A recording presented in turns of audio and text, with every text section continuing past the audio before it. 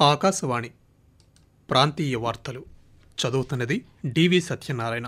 ముఖ్య అంశాలు: రానున్న 50 సంవత్సరాల అవసరాలకు అనుగుణంగా టీటీడీని తీర్చిదిద్దాలని ముఖ్యమంత్రి నారా చంద్రబాబు నాయుడు కోరారు.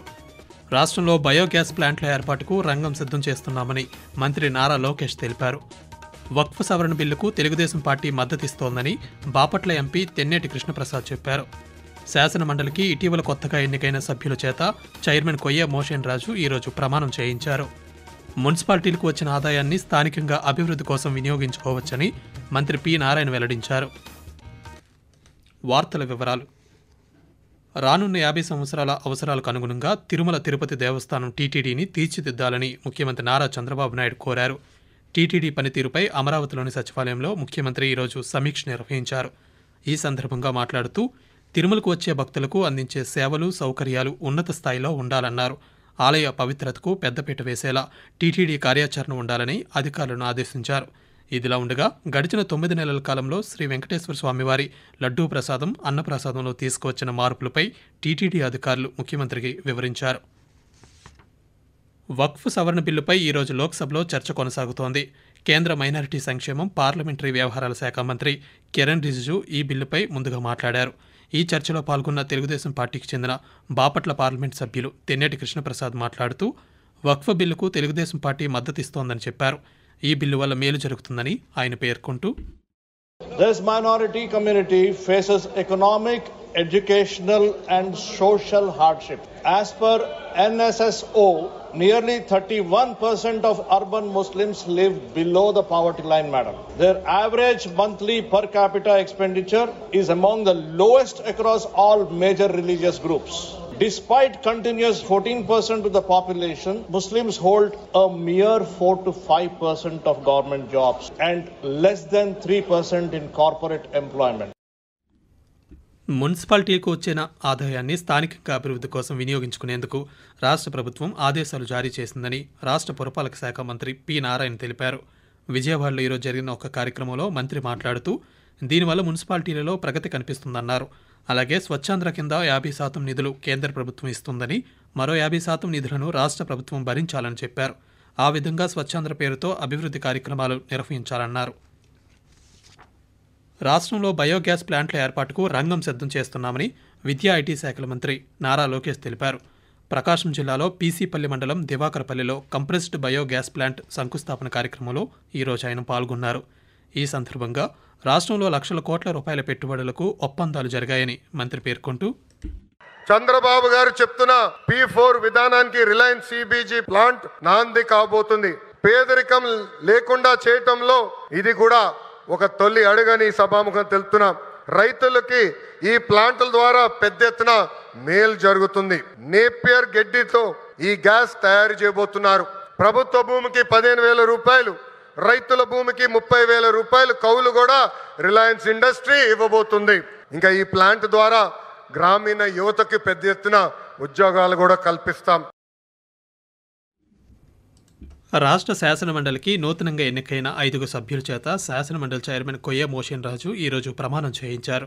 శాసనసభ భవనంలోని చైర్మన్ ఛాంబర్లో జరిగిన ఈ కార్యక్రమంలో సోము వీర్రాజు, బీటీ నాయుడు, కొనిదెల నాగేంద్రబాబు, పేరాబత్తుల రాజశేఖర్, ఆలపాటి రాజేంద్ర ప్రసాద్ సభ్యులుగా ప్రమాణం చేశారు.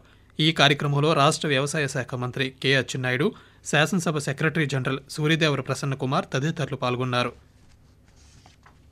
వచ్చే జూన్ నాటికల్లా హంద్రీనేవా ప్రాజెక్టు మొదటి దశ పనులు పూర్తి చేయాలన్నది ప్రభుత్వ లక్ష్యమని రాష్ట్ర జలవనరుల శాఖ మంత్రి నిమ్మల రామానాయుడు తెలిపారు.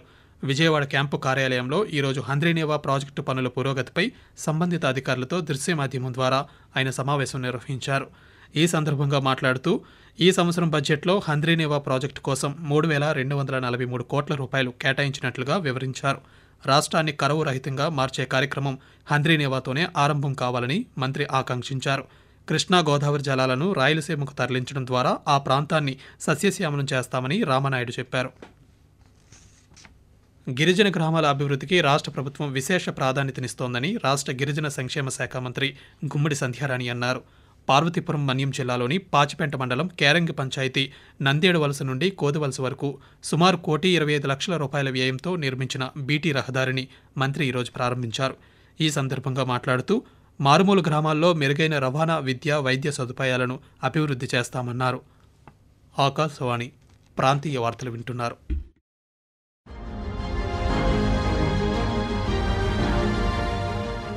Animation, cinema, gaming, comics, advertising వంటి సృజనాత్మక రంగాలలో యువత నైపుణ్యాలను అంతర్జాతీయ వేదికపై నిలిపేందుకు రూపొందించిన world audio visual entertainment summit waves సదస్సు ముంబై వేదికగా మే 1వ తేదీ నుంచి ప్రారంభం కానుంది. దీనిపై మరింత సమాచారం కోసం wavesindia.org వెబ్సైట్ ను సందర్శించండి. రాష్ట్ర వ్యాప్తంగా ఆధార్ ప్రత్యేక క్యాంపులు రేపటి నుండి ఈ నెల 5వ తేదీ వరకు, మరలా 8వ తేదీ నుంచి 11వ తేదీ వరకు నిర్వహించనున్నామని గ్రామ వార్డు సచివాలయాల శాఖ పేర్కొంది. 6 సంవత్సరాల వయసు గల చిన్నారులందరి కోసం ఈ కార్యక్రమం నిర్వహిస్తున్నామని తెలిపింది. ఈ మేరకు ఆ శాఖ డైరెక్టర్ శివప్రసాద్ అన్ని జిల్లాల కలెక్టర్లకు ఉత్తర్వులు జారీ చేశారు. విశాఖపట్నంలో యువతపై ప్రేమోన్మాది దాడిలో ఒకరు ప్రాణాలు కోల్పోవడం, మరొకరు ప్రాణాపాయ స్థితిలో ఉండటంపై ముఖ్యమంత్రి నారా చంద్రబాబు నాయుడు దిగ్భ్రాంతి వ్యక్తం చేశారు. దాడిని అడ్డుకునే ప్రయత్నంలో నిందితుడి చేతిలో యువతి తల్లి ప్రాణాలు కోల్పోవడం విచారకరమన్నారు. యువతి ఆరోగ్య పరిస్థితిపై అధికారులను అడిగి వివరాలు తెలుసుకున్నారు. బాధిత యువతికి మెరుగైన వైద్యం అందించాలని అధికారులకు సూచించారు. నిందితుడిపై కఠిన చర్యలు తీసుకోవాలని ముఖ్యమంత్రి ఆదేశించారు. రాష్ట్రంలో బర్డ్ ఫ్లూ వ్యాధి వ్యాప్తిని నియంత్రించామని పశుసంవర్ధక శాఖ సంచాలకులు డాక్టర్ టి దామోదర్ నాయుడు ఒక ప్రకటనలో తెలిపారు. ప్రభుత్వం, కోళ్ల పెంపకదారులు సంయుక్తంగా సరైన చర్యలను తీసుకోవడం ద్వారా బర్డ్ ఫ్లూ వ్యాధిని అదుపులోకి తేగలిగామని చెప్పారు. మార్చి నెలలో రాష్ట్రంలోని కోళ్లలో ఎక్కడా కూడా బర్డ్ ఫ్లూ వ్యాధి నమోదు కాలేదని ఆయన వెల్లడించారు. ఈ విషయంలో ప్రజలు ఎలాంటి అపోహ చెందవలసిన అవసరం లేదని ఆ ప్రకటనలో పేర్కొన్నారు. రాష్ట్రంలో license fees, non refundable registration ఛార్జీలు, బిడ్ మొత్తాలను చెల్లించని బార్లను ఈ వేలం ద్వారా ఔత్సాహికులకు కేటాయించేందుకు మద్య నిషేధ అబ్కారీ శాఖ సంచాలకులు నోటిఫికేషన్ జారీ చేశారు. రాష్ట్ర వ్యాప్తంగా మొత్తం 44 బార్లను ఈ వేలం, ఆన్లైన్ లాటరీ పద్ధతిలో కేటాయిస్తారని అధికార వర్గాలు తెలిపాయి. బార్ల లైసెన్సులు తీసుకునేందుకు ఆసక్తి గలవారు ఈ నెల 1 నుంచి ఆన్లైన్ ద్వారా రిజిస్ట్రేషన్ చేసుకోవాలని సూచించారు. జిల్లాలో మలేరియా, డెంగ్యూ మరణాలు లేకుండా చర్యలు తీసుకోవాలని అల్లూరు సీతారామరాజు జిల్లా కలెక్టర్ ఏఎస్ దినేష్ కుమార్ అధికారులను ఆదేశించారు. కీటకజనిత వ్యాధుల నియంత్రణపై కలెక్టరేట్ సమావేశ మందిరంలో ఈరోజు సమన్వయ సమావేశం నిర్వహించారు. ఈ సందర్భంగా మాట్లాడుతూ మలేరియా ప్రభావిత ప్రాంతాలలో ప్రత్యేక దృష్టి పెట్టి నివారణ చర్యలు చేపట్టాలని అధికారులకు సూచించారు. జంతు సంరక్షణ సామాజిక బాధ్యత అని ఎన్టీఆర్ జిల్లా కలెక్టర్ జి లక్ష్మీసా అన్నారు. జంతువులపై క్రూరత్వ నివారణ చట్టం అమలుకు పటిష్ట చర్యలు తీసుకోవాల్సిన అవసరం ఉందని తెలిపారు. జంతువులపై క్రూరత్వ నివారణ జిల్లా సొసైటీ సర్వసభ్య సమావేశం ఈరోజు దృశ్య మాధ్యమ విధానంలో జరిగింది. ఈ సందర్భంగా కలెక్టర్ మాట్లాడుతూ జంతు సంరక్షణపై పాఠశాల స్థాయిలో విద్యార్థులకు అవగాహన కల్పించేలా కార్యక్రమాలను నిర్వహించాలని అధికారులను కలెక్టర్ ఆదేశించారు. రెవెన్యూకు సంబంధించిన దరఖాస్తులను సకాలంలో పరిష్కరించాలని అనకాపల్లి జిల్లా కలెక్టర్ విజయకృష్ణన్ ఆదేశించారు. కలెక్టర్ కార్యాలయ సమావేశ మందిరం నుండి రెవెన్యూ శాఖకు సంబంధించిన రీసర్వే, మ్యూటేషన్లు, ఇంటి స్థలాల క్రమబద్ధీకరణ, నీటి తీరువ వసూలు తదితర అంశాలపై తహసీల్దార్లతో జిల్లా కలెక్టర్ ఈరోజు దృశ్య మాధ్యమం ద్వారా సమావేశం నిర్వహించారు. ఈ సందర్భంగా మాట్లాడుతూ ఎస్సీ, ఎస్టీ వినియోగదారులకు ఉచిత కరెంటు అందించేందుకు వారి ఇంటిపై సోలార్ యూనిట్లు ఏర్పాటు చేయాలని కోరారు. వాతావరణం. ఉపరితల ఆవర్తనం ప్రభావంతో రాష్ట్రంలో ఒక మోస్తరు వర్షాలు కురుస్తాయని అమరావతిలోని భారత వాతావరణ కేంద్రం తెలియజేసింది. ఆ వివరాలను వాతావరణ శాఖ అధికారి వెల్లడిస్తూ, ఈ రోజు కోస్తా ఆంధ్రప్రదేశ్, యానాం, రాయలసీమలో తేలిపాటి నుంచి మోస్తరు వర్షాలు లేదా ఉరుములతో కూడిన జల్లులు 1 లేదా 2 చోట్ల కురిసే అవకాశం ఉంది. రేపు కోస్తా ఆంధ్రప్రదేశ్, యానాంలో కొన్ని చోట్ల కురిసే అవకాశం ఉంది. రాయలసీమలో అనేక చోట్ల కురిసే అవకాశం ఉంది. గడిచిన 24 గంటల్లో నంద్యాలలో అత్యధిక గరిష్ట ఉష్ణోగ్రత 39 డిగ్రీల సెంటీగ్రేడ్గా నమోదైంది. ప్రాంతీయ వార్తలు ముగించే ముందు ముఖ్యాంశాలు మరోసారి. రానున్న 50 సంవత్సరాల అవసరాలకు అనుగుణంగా టీటీడీని తీర్చిదిద్దాలని ముఖ్యమంత్రి నారా చంద్రబాబు నాయుడు కోరారు. రాష్ట్రంలో బయోగ్యాస్ ప్లాంట్ల ఏర్పాటుకు రంగం సిద్ధం చేస్తున్నామని మంత్రి నారా లోకేష్ తెలిపారు. వక్ఫ్ సవరణ బిల్లుకు తెలుగుదేశం పార్టీ మద్దతిస్తోందని బాపట్ల ఎంపీ తెన్నేటి కృష్ణప్రసాద్ చెప్పారు. శాసనమండలికి ఇటీవల కొత్తగా ఎన్నికైన సభ్యుల చేత చైర్మన్ కొయ్య మోషన్ రాజు ఈరోజు ప్రమాణం చేయించారు.